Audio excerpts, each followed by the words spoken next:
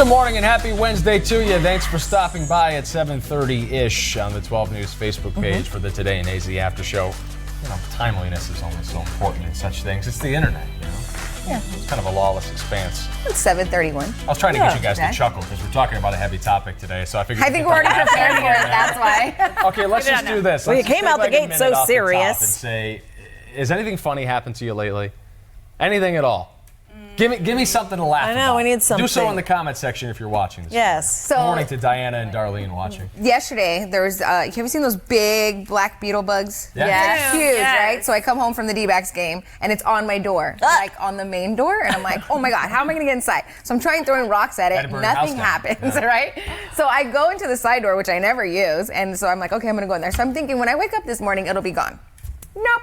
What? I wake No, up, it's it's still hanging out there. So I'm like, okay, I have to walk out this door because this is the door I need to leave in. So I walk out, I shut it, and I slam the screen door without even like getting close to it because I was so scared. Right. What do you think that bug's gonna do to you? Is he But going to it's be there so when you get home? big. I don't know. I would have been on the verge of calling in. I can't leave the I house. can't leave the house. I'm trapped. I'm like, it was just hanging out there all night. Granted, I only slept 3 hours from the game, but Why don't you send your guard dogs on them? Right. On it. too high. They're little. Lift the dog up and be like, hello.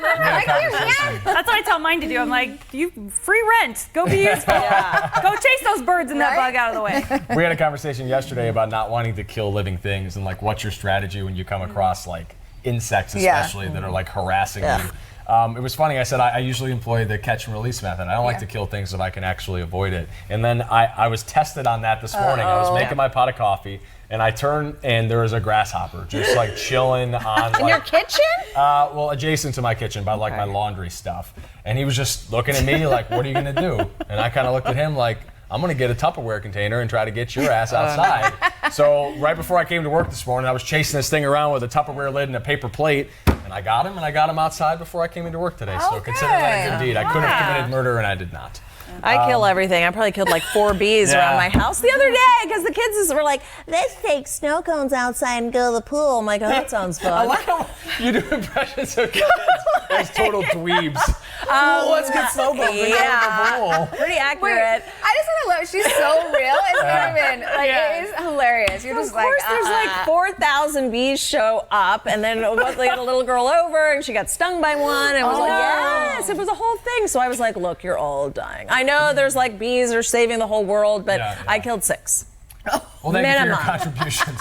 All right, let's get to our topic this morning. This is something we've kind of been ducking, procrastinating, talking about it, because it is kind of a heavy thing. But we do appreciate your feedback on this. Just so you know, if this is your first time watching the show, if it's your 50th time watching the show, your comments mean a lot to us, and you're going to help guide this discussion a little bit. So let's set the table. We're talking about how to talk to your children about mass shootings. We spoke with a psychologist here at 12 News about the best way to handle these talks. And he wants to make sure that the people know that the kids know that something is going on. Like, you have to assume the kids are listening. They're always aware of what's going on around them. Yeah, for sure. And they've been telling us, to be honest, be gentle with them. We were asking, how do you even broach it? And I think for some families, there's even the question of, do you talk to them at all about it? Or do you try to kind of shelter them from some, because the images they're seeing on TV, they're horrific for me as a grown woman. So, when you have them on your house, do you try to shelter the kids from this at all? Don't have the news on? Or are you open and honest about it? And just, we get a lot of questions.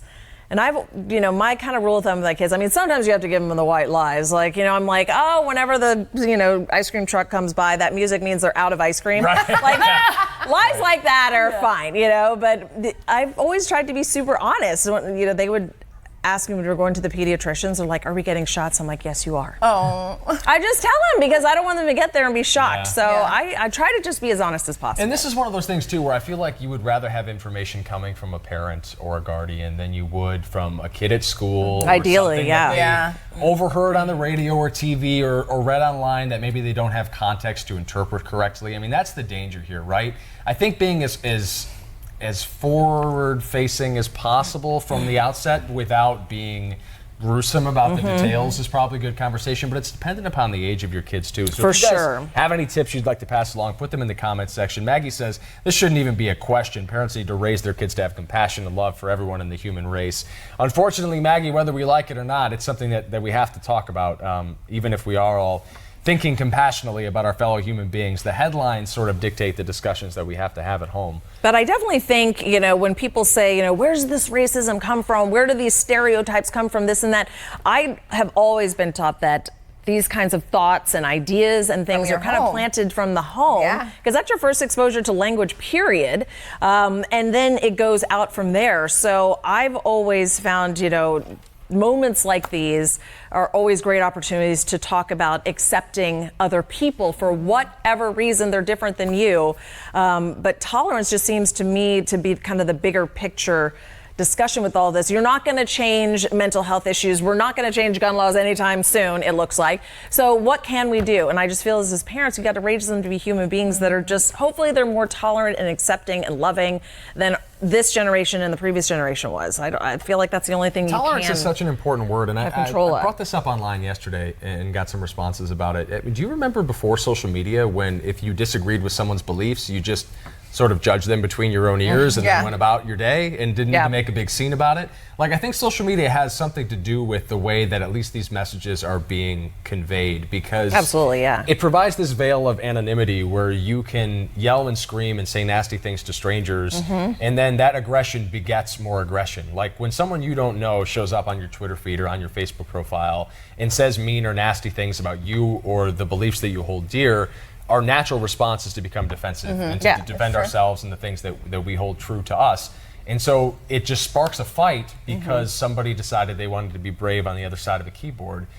Regardless of how you feel about the mass shootings, regardless of what you think are the primary causes of them, unless your claims are backed up by data and research and are rooted in fact, maybe it's best just to keep your opinions to yourself sometimes. And certainly that's the case if it means inciting a violent discussion or poking and prodding at somebody who's different than you. Before social media, you didn't have a mean to do that. You didn't dial random numbers on your cell phone or your dial-up phone and then just call someone up and be like, this is all Trump's fault. Yeah, like that wouldn't get you anywhere, right? Calling like dominoes. That's nonsense. I know. But that's what social media is. It is. It's just amazing because you'd think you'd never get into this heated of a battle with some guy you saw passing on the street. I mean, it's bizarre to me how they get in arguments even within each other on social media that just to me is like, you literally don't know this person from Adam.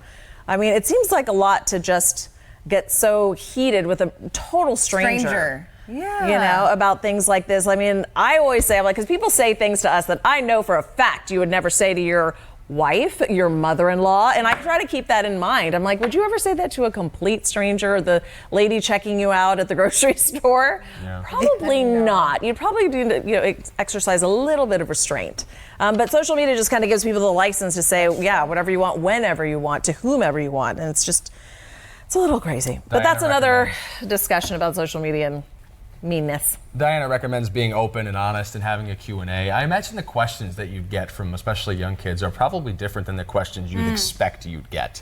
Yes, and they always stump you. I wonder, do you wait until your child comes to you with the question about what's going on, or do you bring it up ahead of time to kind of... Because the other day, when this weekend, when it happened, we were at home all weekend, which was kind of rare because we had friends in town and stuff. And so the TV was on a lot. And a lot of this was developing overnight. So when we wake up, that's what we were talking about at breakfast. And our kids are there. And they do. It's the 8-year-old mind, the younger kids that they're so blunt. They literally just ask exactly what's coming, to the top of their head. And whatever cable network you happen to be watching that day, they're asking questions. So it's hard, but I think you just have to answer. What I've always heard from other parents who have kids that are older than mine is just answer appropriate to their understanding or age level. Because we want to, just spout off everything we know about it and tell them all sorts of things, and sometimes they're not ready for that level of detail. So let's play a game here. Berenice just asked, my kids are 3 and 6. Do you have any tips on how to talk to them about these shootings? So let's pretend that your kids are 3 and 6. What are the bare bones facts that they need to know but at the same time, not flooding them with information that is only going to confuse them further. But even a 3-year-old is so different than a 6-year-old. Yeah. You just got to tell them to be careful, you know, come to mommy and daddy for anything, like for help. Because, I mean, what are they going to... I mean, the cruel reality of this is that they're doing drills for this sort of thing in schools. I mean, these kids are growing up doing like active shooter drills. Like they are definitely for the 6-year-old. Do you imagine how confusing that is for a 6-year-old to be in a classroom when it's like, oh, we're barricading the door and turning the lights off and arming ourselves with scissors and pencils, like. I know. We heard that our school was doing that last year. I think it was the first time that it was a regular thing that they were doing as part of their regular drills. And at first, my first reaction was just so visceral, like, that's horrible. How could you do that? These kids are in elementary school. But then there's other part of these, okay, the way they did it was part of like their regular safety drills that they incorporate with other fire drills and evacuating the building and, you know, chemicals or whatever. Stop, drop, and roll. Yeah, and so it's just one of those things, but it is, it's sad. But it's going to come up. So it does come up. My friend posted yesterday that he took his daughter to Walmart to get a few things for school, and she was scared to go inside the Walmart. Yeah. Like, she's a teenager, younger teenager, but he was like, so he had to have the conversation with her because she was like, I'm so scared to go into Walmart, Dad. I don't want to go in there. Like, what if something happens? I know. And that's scary for our kids there are to think 3 that. other countries right now that have issued travel alerts against traveling to the United States. I believe it's Guatemala, Venezuela, and Japan. Or Uruguay and Japan is the other one. And they say to avoid crowded areas because the gun control is an issue in the United States right now. It's scary stuff. Davi makes a good recommendation here. When kids start asking questions that make you uncomfortable, the time has come to talk with them. But until then, let them be kids. And that's a whole other side of this issue that we really haven't breached yet. And that's that, you know, do you really want to poison the mind of a 5-year-old with mass shooting stuff? Right. Or is there a way to let them be kids for as long as possible?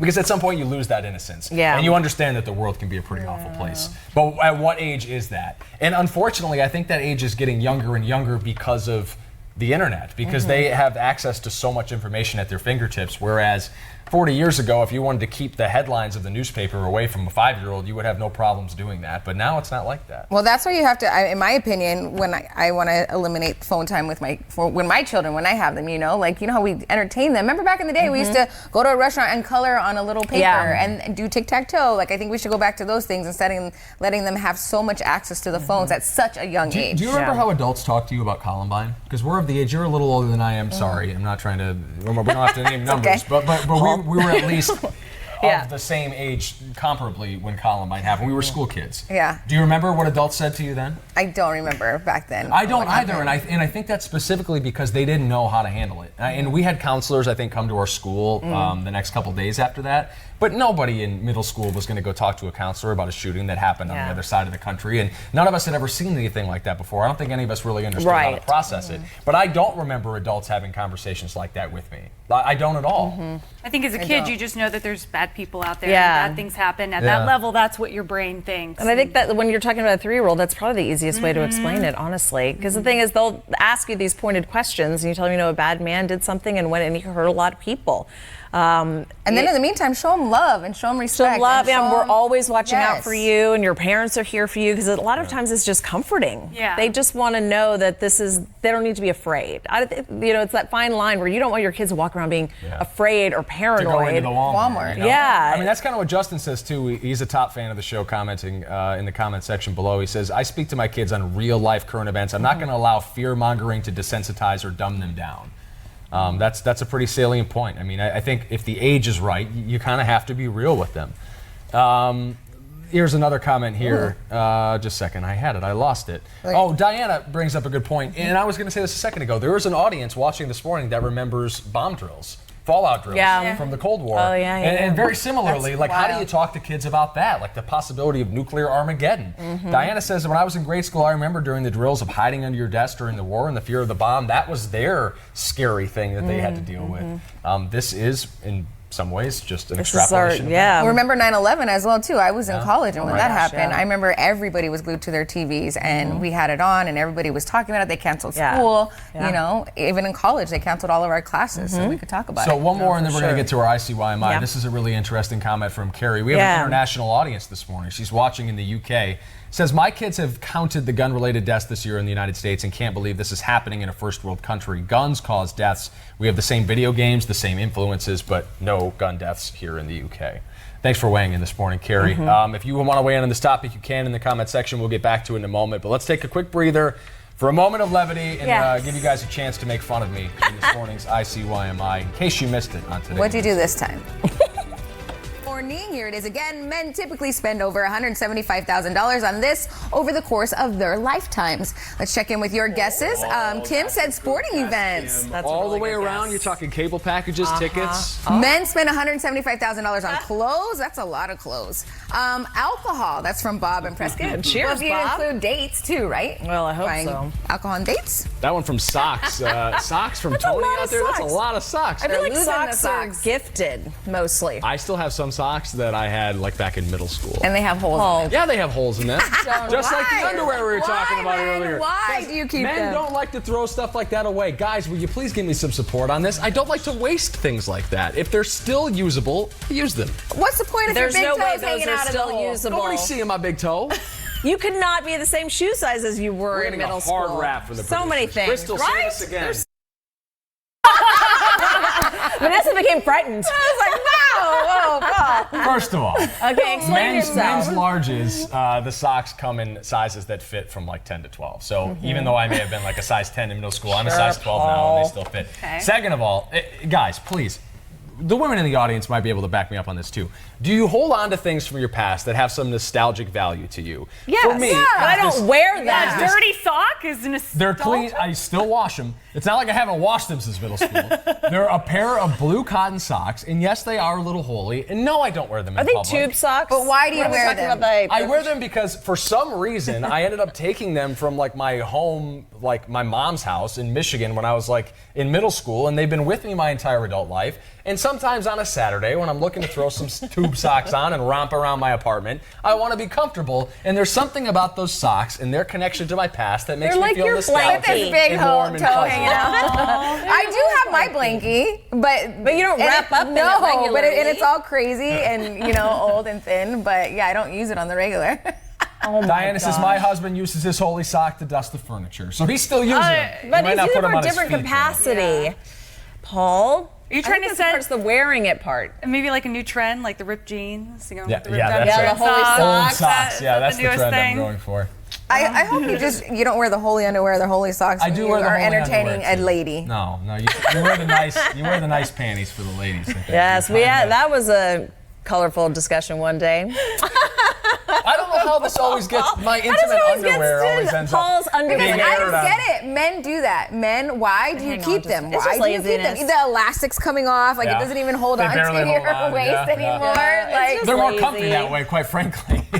These are the discussions, and then they're like, Crystal, now to you. Exactly. We're like, whenever we start delving into Paul's underpinnings, we have to throw it to you. I to was like, save us. Well, I know. you're like, boy, it's hot outside. No, I feel like socks you don't want to buy. Like buying socks is no fun, right? Yeah. So I feel like most socks are gifted. That's especially true. once you become a dad, it's like you never have to buy a sock or tie the rest of your life. Let's be honest. So you hang on to that sock, you. Paul. I will. I'm not throwing And your it away future for you wife guys. will We'll throw it will away gift them for to you. in fact, the things that you guys call me out on, I'm more likely to continue doing out of spite. Like not eat a tamale. That's exactly what I'm talking that's about. I it. still have never tried a tamale. You're missing out. And it's not because I dislike any of the ingredients or the idea of a tamale. I bet they're fantastic, but I had never had one, and Vanessa wants me to try one so bad that I won't. It's just because you can't live in Arizona and not have a tamale. Like they are a hit here. just I mean, more it's a for holiday us. thing, It's Yeah. a tradition that people do. Yeah. I'll do it for charity at some point. We'll raise money for a good cause. We'll have a like tamale that. eating contest. Yes. Oh my the God. contest is to eat one. All right, let's do some fresh squeezed juice before we say goodbye. Shall we? All right, let's talk about this. Look how gorgeous. Beyonce's historic Vogue portrait is heading to D.C. Yeah, the 24-year-old Tyler Mitchell. He is the one who took this photo. It's now going to hang in the Smithsonian. This is the National Portrait Right there. Gallery. Look at Queen Bee. I know the beehive is a buzzing this morning. Yeah, They're always very is. excited. It is a beautiful photo.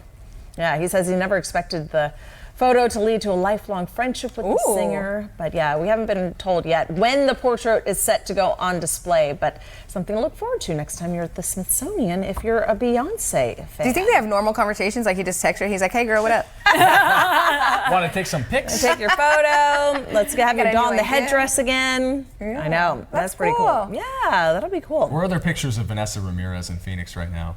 You know, the funny thing is, A lot of restaurants. No, I'm gonna have to post this for like Flashback Friday or Throwback Thursday tomorrow. But my boss from the D-backs the other day sent me the test shots that we did when I tried out for them. Crazy! So this was Just a back baby, I'm in sure. 2007. Definitely have to post yeah, that. I have to post them. I didn't even like wear makeup back then. I was like, wow. This is Vanessa pre-lashes. Yeah, pre-lashes, like thick, heavy concealer, you know? Yeah, it's different. So I'm gonna have to post those, but he sent those over and I was like, oh my gosh, that's so cool. That's really cool. All right, guys, we appreciate you jumping into the discussion today. It looks like people are filing out. We will do the same. We'll be back at this table or maybe that couch tomorrow. We'd like to keep it Who interesting. knows? We like to mix it up. At 7:30 on the Today in AZ After Show. Be good, and if you do have these tough conversations with your kids, let us know how they go. We're always looking to make your life and our lives better and a little more streamlined and simple. That's the whole purpose of this show, right? Spread a little love and positivity. So Yes. take care of yourselves. We'll see you tomorrow. Hug Have your a good babies. day. Yeah. Paul, read it.